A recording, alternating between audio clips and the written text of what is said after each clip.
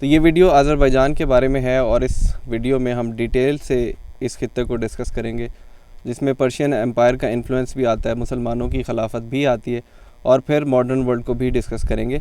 لیکن شروعات ہم کریں گے اس جگہ سے جہاں پہ اس خطے میں سویلائزیشن کے ارلیسٹ ٹریسز ملے ہیں، اور اس جگہ کو گوبستان کہتے ہیں۔ خدایا تو گواہی۔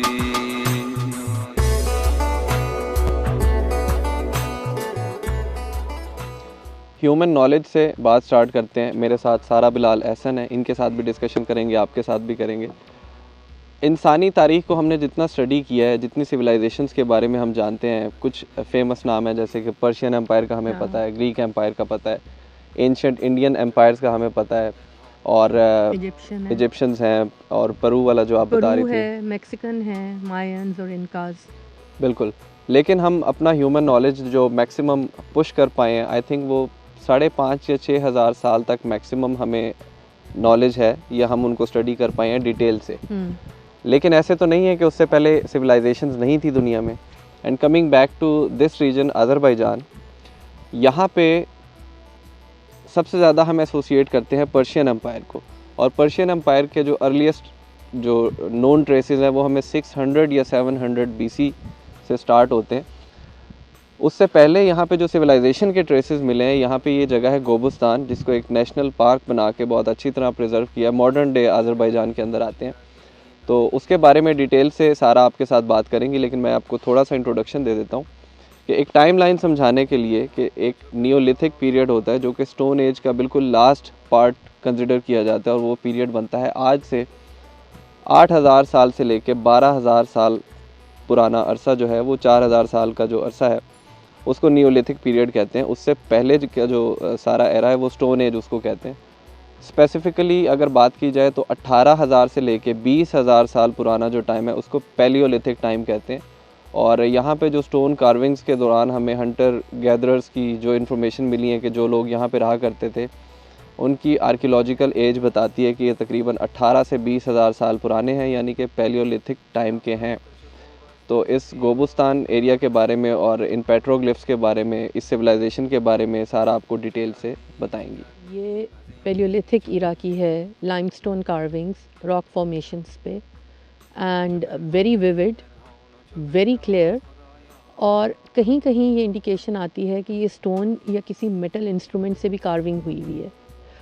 One point to note here is کہ یہ ایک بڑا امپورٹنٹ کارونگ سے ہی اسیس کیا گیا ہے کہ بڑا امپورٹنٹ کیراوین روٹ بھی تھا، کیونکہ بہت ڈیٹیلڈ کارونگز ہیں، اور یہ ایریا یہاں پہ ہنٹنگ، فشنگ، اور پھر انہوں نے ہیبیٹیٹ اپنا شروع کیا، تو وہ ساری چیزیں کارونگ میں ڈپکٹ ہوئی ہوئی ہیں۔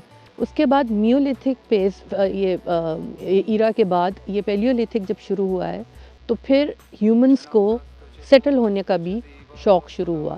دے felt the need to concentrate themselves, ایک جگہ رہنا اور ایک جگہ بیٹھنا، اور اس کو یووال ہراری کی جو بک ہے سیپینز، اس میں بھی ہراری نے بہت ہی ایک اچھے طریقے سے ایکسپلین کیا ہوا ہے۔ میزولیتھک پہ جو سٹیج تھی، جو ایرا تھا، تب تک دے ور آن دا گو، جیسے اینیملز ہوتے ہیں کہ وہ مائیگریٹ کرتے رہتے ہیں، وہ چلتے پھرتے رہتے ہیں، وہ اپنے شیلٹرز نہیں بناتے۔ لیکن یہاں جب ہم آئے ہیں تو بڑی کلیئر انڈیکیشنز ہیں کہ انہوں نے ان راک فارمیشنز میں اپنا ہیبیٹیٹ بنایا ہے، اپنی رہائش بنائی ہے، اور اس کی ڈفرینٹ کلاسیفیکیشنز ہیں۔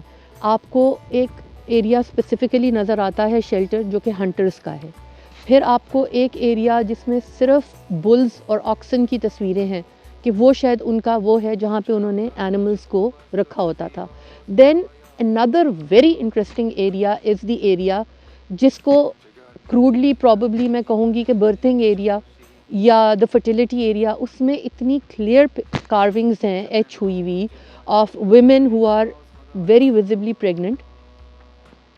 Most of the figures are stick figures, لیکن اس ایریا میں جو فیمیل فگرز ہیں وہ بھی بڑی روبسٹ اور راؤنڈڈ ہیں، اور جو ان کے بلز کی فگرز ہیں وہ بھی راؤنڈڈ ہیں۔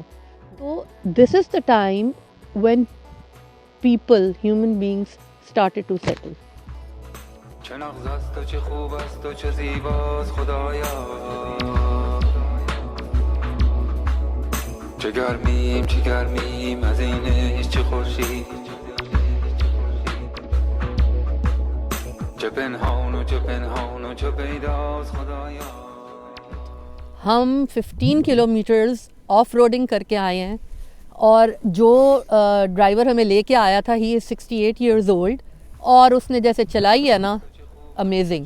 اینڈ دین یہ جو سائٹ ہے، it is a treat. I am so glad that we did that off roading and we came hair.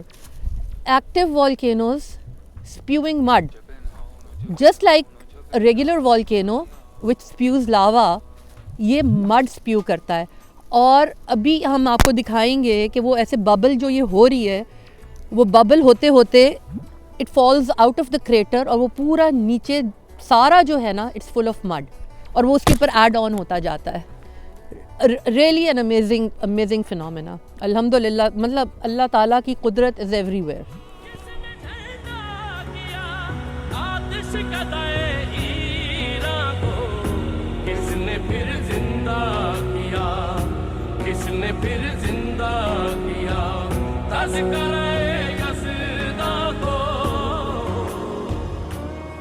جیسے آپ سب لوگ جانتے ہیں کہ آذربائیجان کو لینڈ آف فائر کہا جاتا ہے. اس کی دو میجر وجوہات ہیں. نمبر 1 کہ اس علاقے میں آگ کی عبادت کی جاتی تھی، اور مجوسی یہاں پہ رہا کرتے تھے، انگلش میں زوراسٹریئنس کہتے ہیں ان کو. دوسری وجہ یہ کہ اس زمین میں تیل کے، گیس کے اور سلفر کے ذخائر کثیر تعداد میں پائے جاتے ہیں. یہ دو بڑی وجوہات ہیں جس کی وجہ سے اس کو لینڈ آف فائر کہا جاتا ہے. اب ہم دو چیزوں کو ڈسکس کریں گے. نمبر 1 کہ یہ آتش گاہ جس جگہ پہ ہم بیٹھے ہیں، اس کی ہسٹری کو ہم ڈسکس کریں گے، لیکن اس پہ ہم بعد میں آئیں گے. پہلے سارا آپ کو بتائیں گی زوراسٹرین ریلیجن کے بارے میں، ان کی کیا ہسٹری ہے، ان کے اوپر کیا پاسبلٹی ہے کہ کون سے پروفٹ آئے ہوں گے، اور ایک چھوٹا سا انٹروڈکشن آپ کو اس ریلیجن کے بارے میں سارا دیں گے. اس آتش گاہ تک پہنچنے کے لیے بہت پہلے ہسٹری ٹریس کرنی پڑے گی. ہمارا اسلام میں ایک بلیف ہے کہ 1,24,000 پیغمبر اللہ تعالیٰ نے بھیجے تھے حق کی دعوت دینے کے لیے. اب ان 1,24,000 پیغمبروں میں سے کچھ لوگوں نے کورابریٹ کیا ہے، but it is not a finality, کہ پروفٹ زوراسٹر اس خطے میں آئے، اور وہ 700 BC ڈیریس اور سائرس کے دور میں تھے. اپروکسیمیٹلی وہی ٹائم فریم بنتا ہے. اور اس کے اوپر ریویلیشن آئی تھی 30 سال کی عمر میں، اور اس نے مونوتھیزم پریچ کیا، یعنی کہ one God which is not visible, which is light, and he is every where. So basically یہ ہمارے اسلام سے ہی کوریلیٹ کرتی ہے اس کی ٹیچنگ، اور اس نے یہاں پہ یہ پریچ کرنا شروع کیا. اور ان کی بلیفس میں they would worship 5 times a day. That is a pure coincidence. ہماری 5 وقت کی نماز کیونکہ ہماری فرض ہوئی تھی معراج شریف کے بعد. تو what I feel کہ over time جیسے کہ ہماری ہیومن نیچر ہے، فطرت ہے، we need something concrete. تو لوگوں نے اگین یہ فائنالٹی نہیں ہے، this is just an estimate, this is just a guess، کہ انہوں نے لائٹ، تجلی، روشنی کو ایک فائنائٹ ریالٹی دینے کے لیے، and to satiate their need to have something in front of them, انہوں نے یہ آگ جلانی شروع کر دی. انیشیلی دے ورشپ دا سن، اور اس وجہ سے میرے خیال میں وہ 5 پریئرز آئیں، because they coincide with the movement of the sun, dawn, noon, afternoon, dusk and then night. تو پھر انہوں نے آتش پرستی شروع کر دی، باؤنگ بیفور فائر. اور بیسیکلی یہ پہلے ایک اوپن میں فائر ہوتی تھی، and they worship fire because it is a natural element. اس کے بعد مزید یہ پھیلنا شروع ہوا، اور لوگوں نے اپنے گھروں میں جلانی شروع کر دی، اینڈ ڈائگریس کر گئے، جس طرح بہت سارے نبیوں پیغمبروں کی قومیں ڈائگریس کی، تو یہ بھی کر گئے تھے. So this is basically what Zoroastrianism is all about. تو اب اس آتش گاہ کے بارے میں بات کریں گے، لیکن جیسے کہ سارا نے ایک بڑی انٹرسٹنگ بات کی کہ انسان کی فطرت ہے کہ اس کو کچھ کانکریٹ چاہیے کچھ بلیو کرنے کے لیے, یا وہ چیز جس کو وہ دیکھ سکے, محسوس کر سکے, جیسے کہ اس قوم نے کیا. یقیناً ان کے نبی نے یہ نہیں کہا ہوگا کہ آپ آگ کی عبادت کریں, لیکن انہوں نے کی, اور اسی فنومینا کو, اسی فطرت کو بڑا زبردست طریقے سے علامہ اقبال نے پریزنٹ کیا. ان کا شکوہ میں ایک شعر ہے, خو گرے پے کرے محسوس تھی انسان کی نظر, مانتا پھر کوئی ان دیکھے خدا کو کیوں کر. تو یہ بات بالکل صحیح ثابت ہوتی ہے.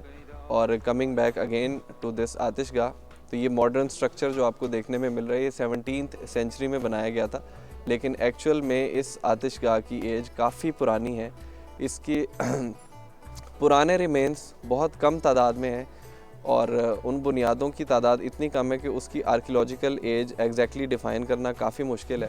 ایک محتاط اندازے کے مطابق یہ 6th یا 7th سینچری BC تک پرانی ہو سکتی ہے, کیونکہ وہ دارا کا اور سائرس کا دور تھا, جو کہ پرشین امپائر کے نامور رولرز تھے, اور ایک محتاط اندازے کے مطابق اگین اسی وقت میں ان کے پروفٹ زوروسٹر آئی تھنک اس ٹائم لائن میں تھے, تو اٹس اے پاسبلٹی کہ یہ اس ٹائم تک پرانی ہو سکتی ہے. لیکن 17th سینچری میں جب اس کی حالت بہت زیادہ خراب تھی, تو اس کو انڈیا سے آنے والے تاجروں نے ریکنسٹرکٹ کیا تھا, کیونکہ یہ ایک ٹریڈ روٹ بھی تھا, یہ سلک روٹ پہ آتا تھا, تو تاجر یہاں سے بہت زیادہ گزرا کرتے تھے. تو ہندوستان سے جو تاجر آتے تھے یہاں پہ, انہوں نے اپنے پیسوں سے اس کو دوبارہ سے تعمیر کیا تھا, اور اسی وجہ سے آپ کو یہاں پہ ہندو اسکرپچرز بہت زیادہ دیکھنے میں ملیں گے, جو کہ آپ کو ہندی اور سنسکرت زبان میں لکھے ہوئے نظر آئیں گے. چه نغز است و چه خوب است و چه زیباست خدایا, چه گرمیم از این عشق چه خورشید, چه پنهان و چه پیداست خدایا. ویورز, ہماری آذربائیجان یاترا گوربستان سے شروع ہوئی تھی, جو 18 سے 20 ہزار سال پرانی سویلائزیشن تھی. آگے چلتے چلتے آج ہم آذربائیجان کے شہر شیکی میں ہیں, جو کہ آرمینین بارڈر کے بہت قریب ہے. یہاں ہمیں 8000 BC کے ٹریسز ملتے ہیں سویلائزیشن کے. ہو سکتا ہے اس سے بھی پرانے ٹریسز ہوں, لیکن کچھ ضعیف اور ڈیفینیٹیو ٹریسز ہمیں 8000 BC کے ملتے ہیں. اور تب سے یہ بہت امپورٹنٹ ٹریڈنگ روٹ تھا, اس کے بھی ٹریسز ہمیں ملتے ہیں.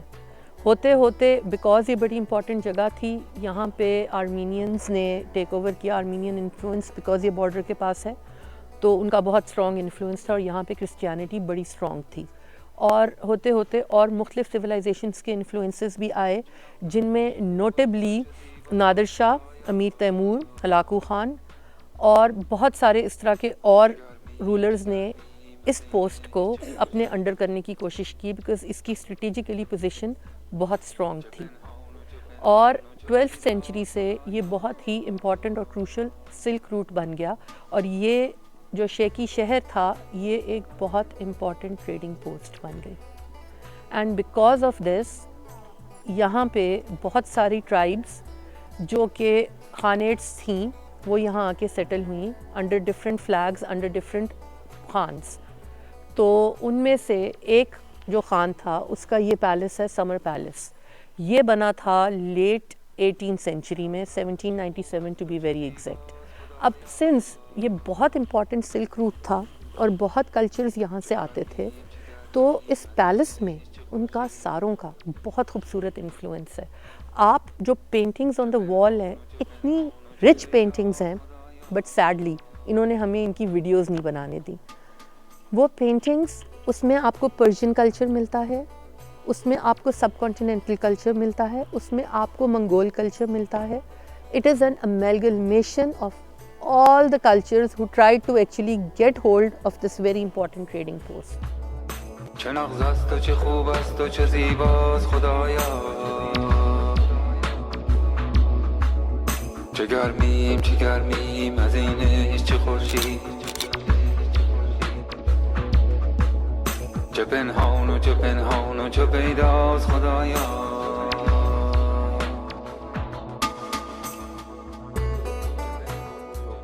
آپ کو جو میرے پیچھے ایک بلڈنگ نظر آ رہی ہے, اس کو کہتے ہیں 3 سینٹس چرچ, اور اس کو راؤنڈ ٹیمپل بھی کہتے ہیں, بیکاز اس کے ڈوم کی جو راؤنڈڈ شکل ہے. اب اس کی امپورٹنس اس ریجن میں یہ ہے کہ یہ کوکیشین البینین چرچ بھی تھا. ایک پوائنٹ پہ یہ مسجد میں بھی کنورٹ ہوا اور ایک پوائنٹ پہ یہ امپیریل ٹیمپل تھا رشینز کا, اور 3 رشین امپیریلز کی ٹومز اس کی بیک پہ بنے ہوئے ہیں. یہ پورے پیلس کی 4 دیواری میں ہے. اس کی ڈیٹ آف کنسٹرکشن اور یہ کب ایکچولی اوریجنیٹ کیا ہے وہ تھوڑی سی ایمبیگوس ہے. چه نغز است و چه خوب است و چه زیباست خدایا,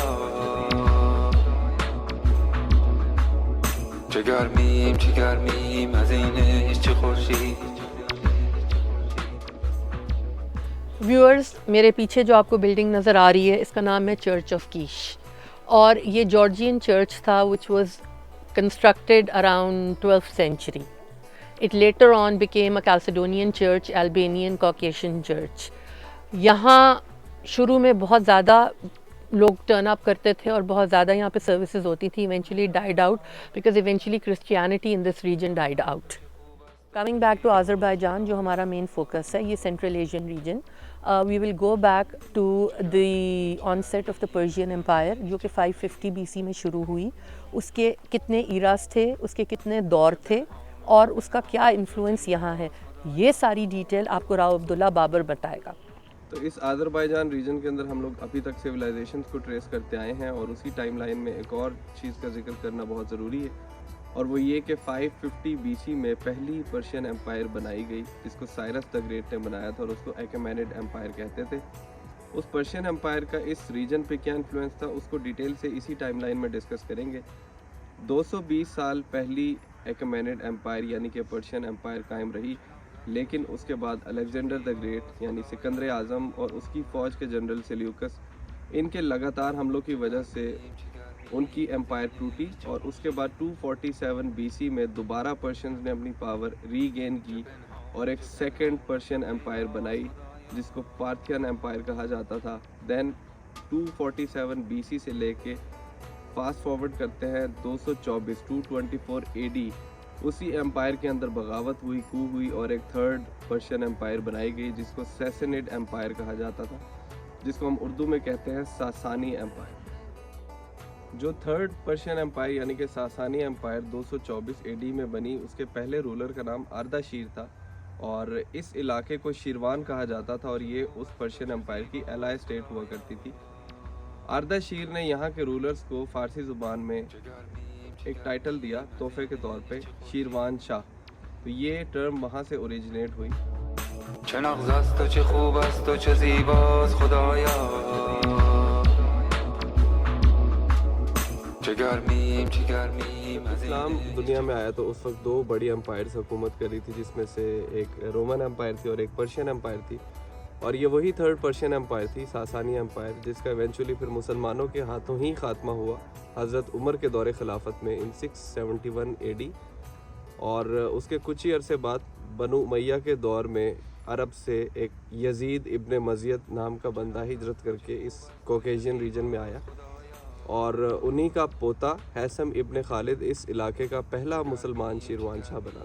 تو ایسے اس کوکیشین ریجن میں مسلمان حکومت کا آغاز ہوا, اور شماخی ان کا کیپٹل ہوا کرتا تھا اس وقت ہم جہاں پہ موجود ہیں, اور یہیں پہ تقریباً 1.5 کلومیٹر کے فاصلے پہ ایک مسجد ہے جس کا نام جمعہ ماسک ہے, اور کوکیشین ریجن کی وہ پہلی مسجد بتائی جاتی ہے. پہلی مسجد which was intended for مسجد. اس سے پہلے 736 میں رشیا میں جو کہ کوکیشین ریجن کا حصہ ہے وہ جگہ بھی, وہاں پہ مسجد تھی which was converted from a cathedral. تو 743-44 میں یہ مسجد جمعہ ماسک شماخی میں پہلی مسجد ہے اس ریجن کی. بہت خوبصورت مسجد ہے, اور اس کا آرکیٹیکچر اور اس کا پینٹ ورک اندر بہت ہی میوٹڈ ٹونز میں ہے, very in like masks in most places in the world.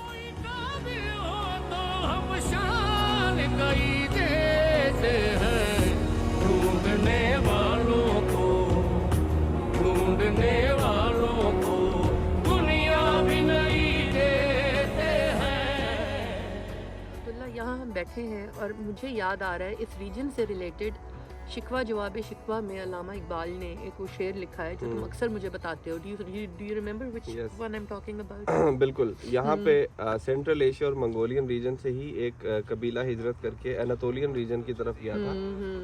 اس کو کئی قبیلہ کہتے تھے اور اسی میں سے آگے 42 قبیلے نکلے تھے جس میں سے ایک سلجوکس بھی تھے اور پھر انہی میں سے آگے اوٹومنز بھی تھے. تو اس کے اوپر علامہ اقبال نے جواب شکوہ میں لکھا ہے کہ کوئی قابل ہو تو ہم شان کئی دیتے ہیں, ڈھونڈنے والوں کو دنیا بھی نہیں دیتے ہیں. وہیں سے سلجوکس کی بات کرتے ہیں. اوٹومنز نے 15 سینچری میں استنبول فتح کیا تھا لیکن ان کی امپائر سٹارٹ ہو گئی تھی 12 سینچری سے, کیونکہ سلجوکس جو کہ اوٹومن سے پہلے مسلمان حکمران تھے 200-300 سال, ان کی حکومت اس وقت اتنی کمزور ہو چکی تھی کہ اس وقت ارطغرل غازی کے بیٹے عثمان غازی صاحب نے اپنی سلطنت علیحدہ کرنے کا اعلان کر لیا تھا اور اس وجہ سے وہ اوٹومن امپائر بنی تھی. اور اسی دوران جب سلجوک امپائر نے اس خطے پہ اٹیک کیا تو یہاں کا جو اس وقت رولر تھا اس کا نام فریبرز تھا. آلدو کہ سلجوکس یہاں پہ جنگ جیتے لیکن فریبرز کیونکہ ایک انتہائی ڈپلومیٹک انسان سمجھا جاتا ہے تو اس نے بجائے کہ وہ اپنے آپ کو محکوم ڈکلیئر کرتا یا اپنی شکست تسلیم کرتا, اس نے اپنے آپ کو ان کا الائے ڈکلیئر کر دیا. اس طرح اس نے اس علاقے کا انٹرنل پیس اور انڈیپینڈنس قائم رکھا. فریبرز کی ڈپلومیسی کی وجہ سے جب یہ علاقہ بہت سٹیبل ہوا اور ایک سینس آف سیکیورٹی اس پورے ریجن میں آئی تو پھر جیسا کہ پوری دنیا میں ہوتا ہے کلچر رچ ہونا شروع ہوا. آرٹ اینڈ لٹریچر کو بہت فروغ ملا اور اس میں کچھ بہت نوٹیبل نام ہیں جو کہ عبداللہ آپ سے شیئر کریں گے. بالکل, جیسے ایک نظامی گنجاوی یہاں کے شاعر ہیں, ایک شہر ہے گانجا تو اس سے ان کا تعلق ہے. لیلا مجنو کی داستان آپ نے ہم سب نے سن رکھی ہے, موویز بھی دیکھی اور اس پہ وہ کہانیاں بھی پڑھی. لیلا مجنو کی داستان جو ہے اسی علاقے کی ایک فولکلور تھی لیکن نظامی گنجاوی صاحب نے پہلی دفعہ اس کو ایک نظم کی فارم میں ڈاکومنٹ کیا.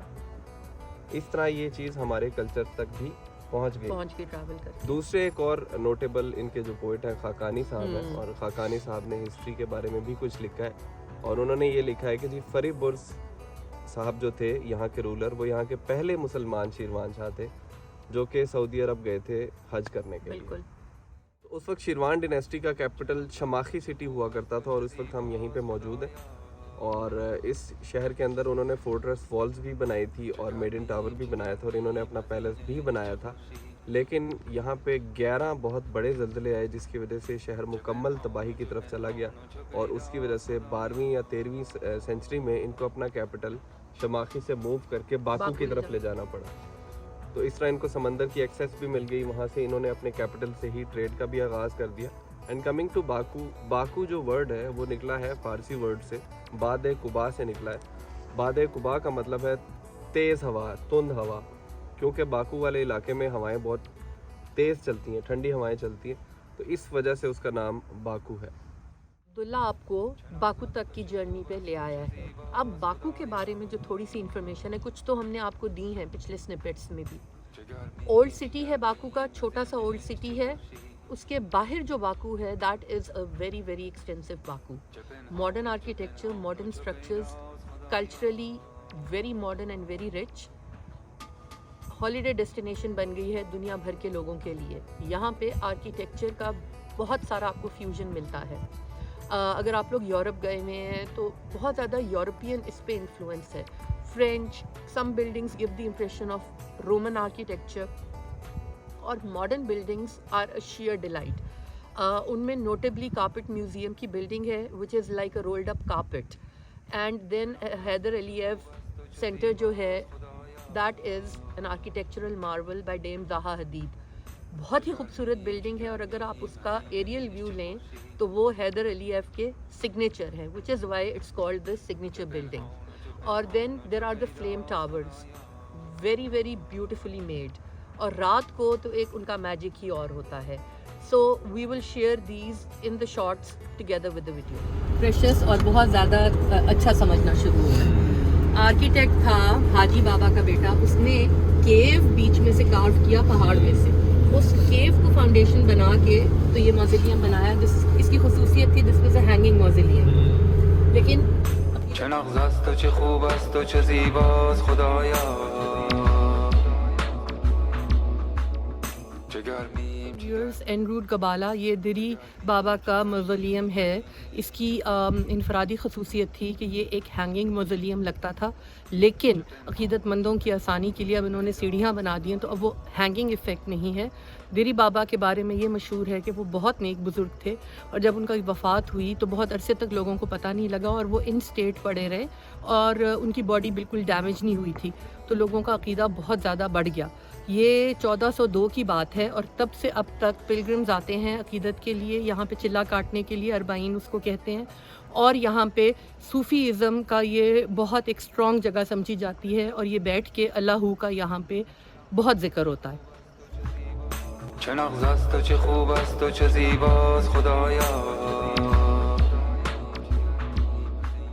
بی بی ہیبت مسجد کے باہر کھڑے ہیں اس کے کورٹ یارڈ میں, اور یہاں پہ ایک بہت ہی عظیم ہستی حضرت محمد صلی اللہ علیہ وسلم کی لینیج سے ان کا تعلق ہے.